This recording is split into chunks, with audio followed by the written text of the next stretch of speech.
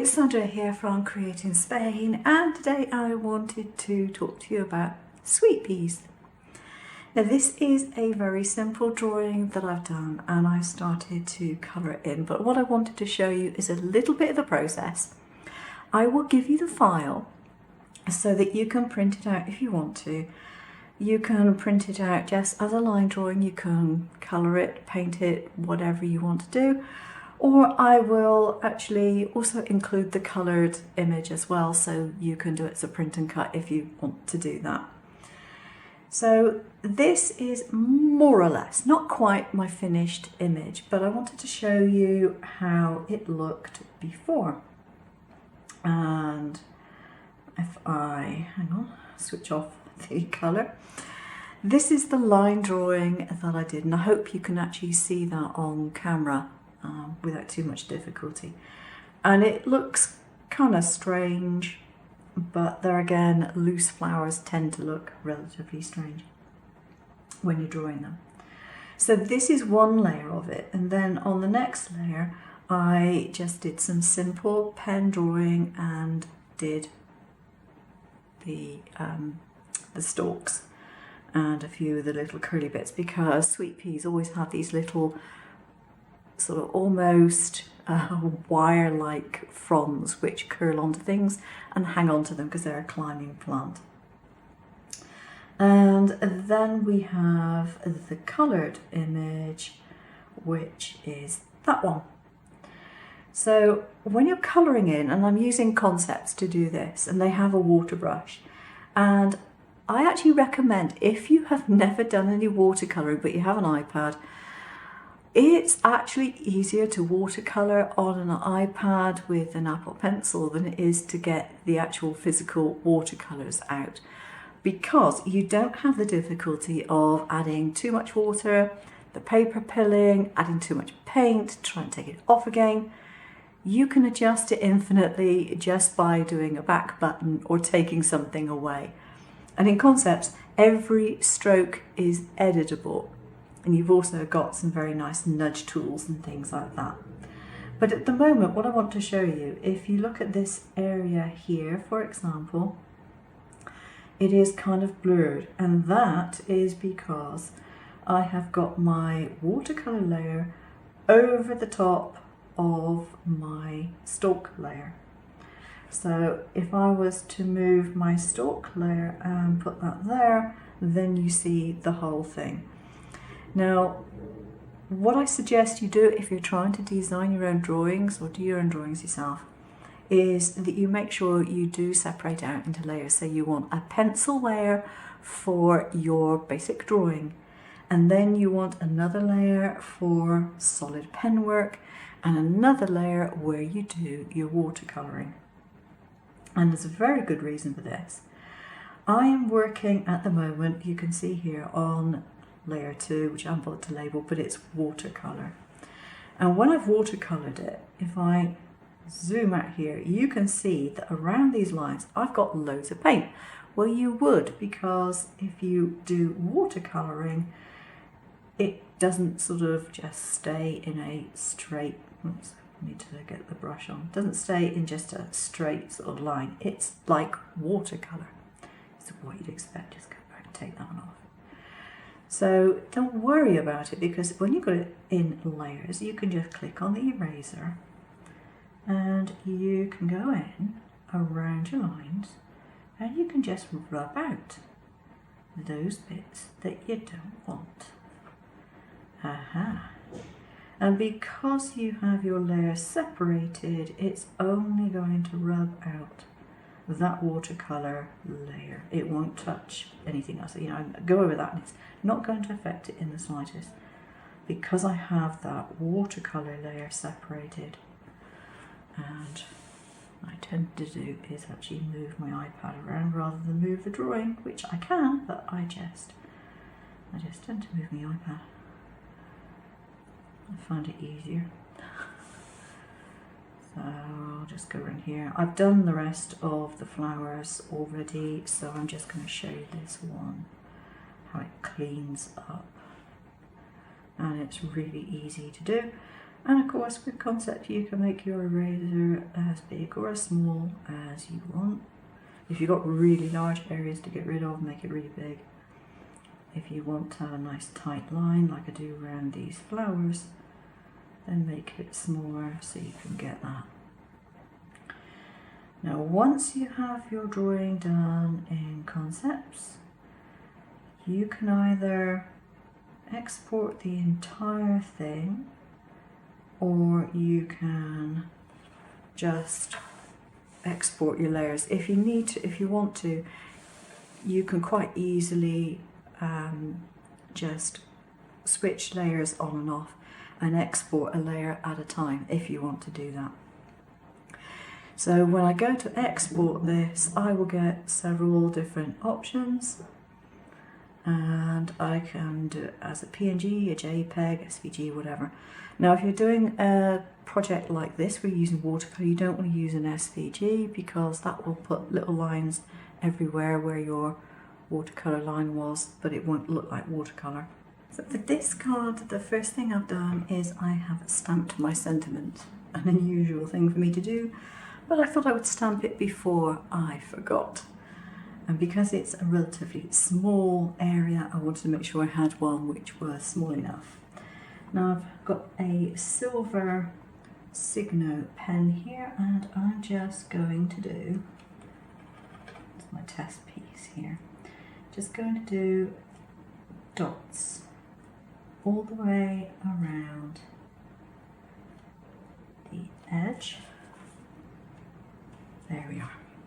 Just wanted those little silver dots on there just to add a little bit of shimmer. Not a lot, just a little bit. Alright, so that's that bit done. I have another piece cut out which has got little dashed lines actually embossed in the card. You may not pick it up on camera, but it is there. And I have my card front. Now you notice this wiggly line.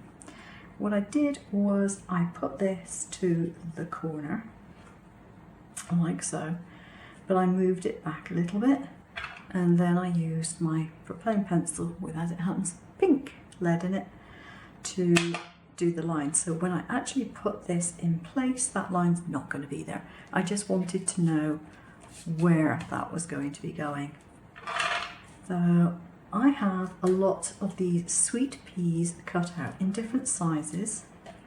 I'm just going to make sure that they've got their little pieces taken out of there. I've got 3 different sizes, I think it was 3.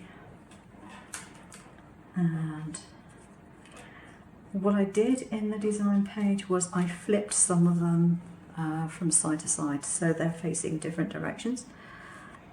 And what I want to do is to put some of the little ones down first, and I'm going to use my matte varnish to do this because it's got a nice fine nib on it. Just going to test it out on my scrap piece first just to make sure it's coming. Yeah, it's coming. Nothing like trying to squeeze it out and nothing comes, then all of a sudden, bleh. Very technical term that. Bleh.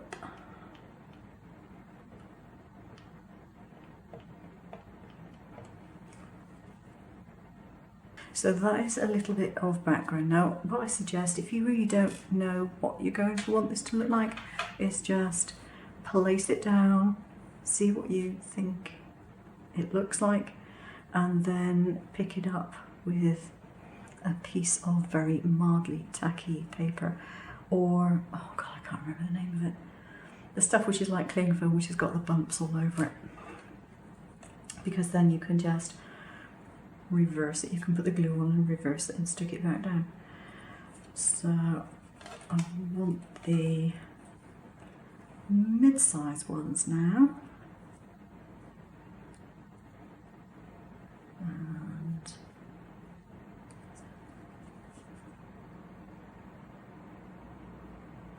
the most important thing on these is to get the flowers actually stuck down. The rest of it is going to be under something else, most probably.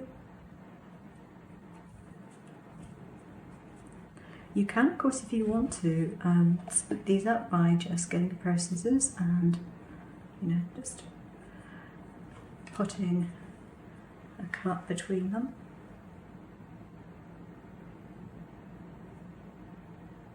I'll go for that one. Oops, take its little pieces out that haven't fallen out yet. And I chose to do this on a white background because these flowers are so very, very delicate. I think if I put them on anything else, they would be kind of lost.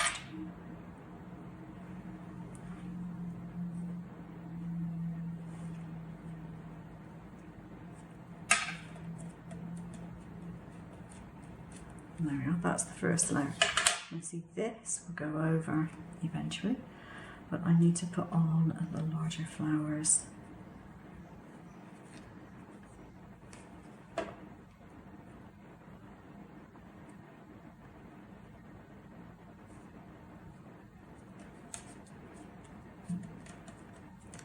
Like so. Now this one is actually going to be raised on some foam, so that will be raised up a little bit, and I think that'll be fine. I've got some tissue. I'm going to clean my fingers off with some rubbing alcohol. It's just so sticky. Oh, I know, I'm just going to leave messy, sticky prints on everything if I don't. Maybe that can go in the bin. Right, no sticky fingers now. So I better be careful not to touch the other side of that, and I better make sure I put it in the right place. That would be a very good idea. Stick it where it has to go. There we go. Ah. I think that looks rather nice. And then we have this one here, which is going to be stuck on there. Center. Like that. So that's the main part of the card done. A little bit of shimmer and shine maybe, and then that will be it. So we got in the shimmer and shine. I think I'm going to put just a little bit of shimmer on some of the flowers. So I have my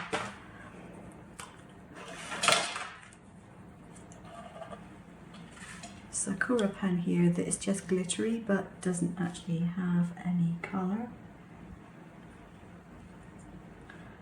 And so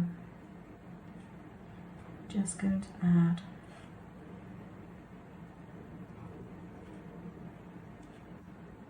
little bits.